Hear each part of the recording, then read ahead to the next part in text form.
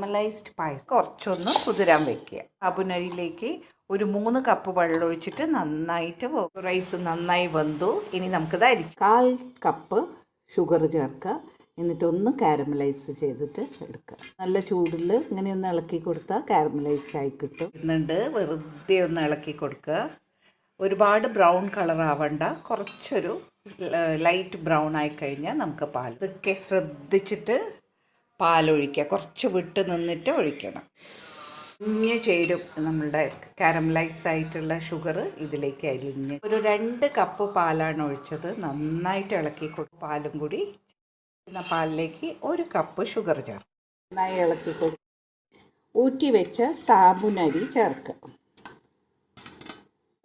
പാലിൽ കിടന്ന് തിളക്കട്ടെ.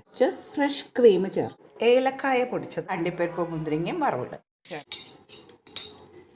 പായസം